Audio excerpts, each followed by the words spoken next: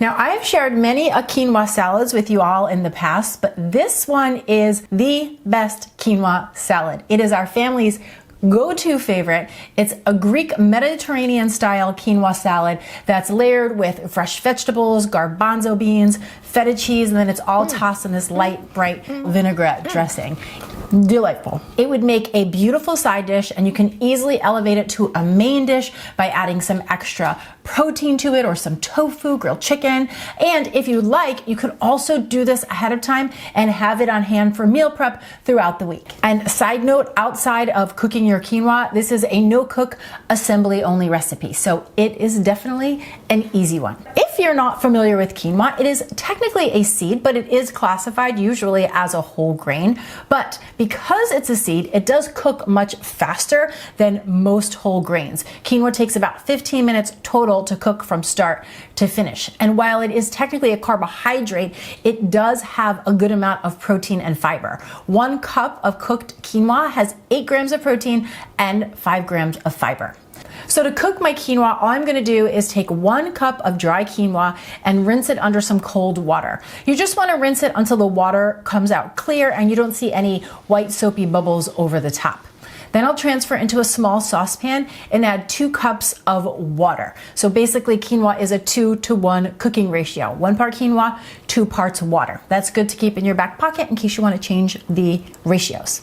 I'm gonna turn the heat up to high, let everything come up to a boil, and then once it's at a boil, I'm just going to reduce it down to a simmer, and then let this simmer in the pot for about 12 to 15 minutes. You may notice when you take the lid off that the quinoa is cooked, but it still looks a little bit wet. So what I like to do is just leave the lid on for an extra 5 to 10 minutes. The quinoa will absorb all of that extra water, and it'll be nice and light and fluffy like I have here. If you notice these little white rings around the quinoa, that's totally normal. This is the germ of the seed, and when the quinoa is done cooking, that germ pops. So that's what those little white wiggles are. I'm gonna let the quinoa cool to room temperature, get it into a nice big bowl, and then I'm gonna add all of the toppings. The first thing up is an English cucumber. This is those long seedless cucumbers. They're nice and crunchy, and I like to cut them into quarter moons, so like nice little bite-sized pieces.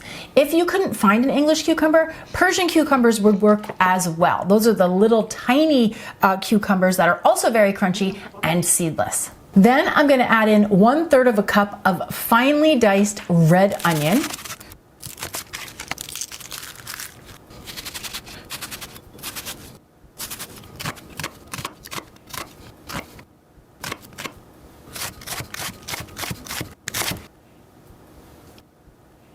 Then you're gonna want 2 cups of either grape tomatoes or cherry tomatoes. Now you could either cut these in half or cut them in quarters depending on how big the tomato is. Again, I kind of like to have everything bite-sized so that when you're eating the salad, you don't need to cut anything. So I'm gonna cut these guys into quarters. Then the only other thing I need to prepare as far as cutting goes are slicing some Kalamata olives in half. So I have a 1/2 cup of Kalamata olives. I like to slice them lengthwise in half. These add a nice, rich, buttery, salty flavor and texture to the salad. So delicious. Once I have all my veggies prepped and in the bowl, I'm gonna add some garbanzo beans. So I have 1 15-ounce can of garbanzo beans, also known as chickpeas. I'm gonna give them a quick rinse under some cold water, and those will go onto the salad. And then our final ingredient is about 1/3 of a cup of creamy feta cheese. Personally, I always try to buy my feta cheese in block form like I have here. I find that the flavor and the texture is so much better than pre-crumbled feta cheese, and it's super easy to crumble yourself, so it doesn't really take much more effort. But of course, at the end of the day, both options would work. Once I have the quinoa ready to go with all of those toppings, the last thing I need to do is make my salad dressing. Now this is a very light, bright, lemony, Greek style vinaigrette. And traditionally a vinaigrette is a 3-to-1 ratio, 3 parts oil to 1 part acid.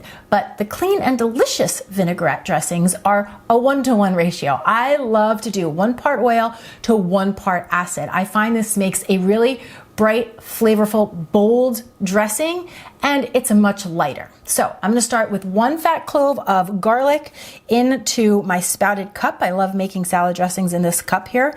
If I was gonna make extra salad dressing, something that I wanted to store for later, I would do it in a mason jar, but if I'm gonna use the dressing right away, I love these spouted cups.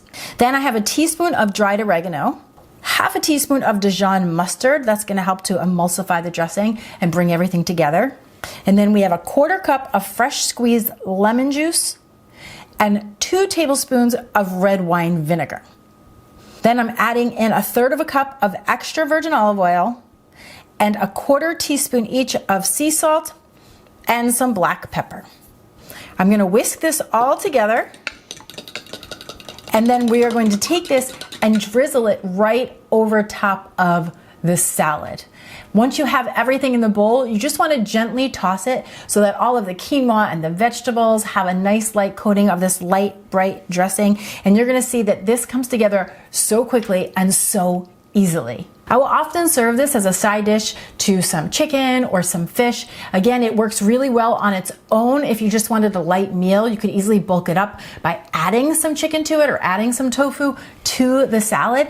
And it's perfect for meal prep. You could store it in individual containers and have it ready to go for the week. Now, if you enjoy easy, healthy recipes just like the one I've shared here, remember that we have the Clean and Delicious cookbook with over 100 simple and nutritious recipes like you find here on my channel. And while you can buy it at most major retailers, I do find that it is often on sale on Amazon. So be sure to check that out.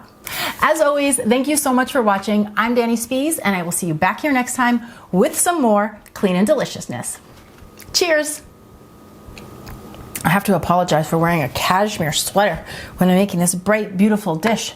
Talk about an improper pairing. Oh well.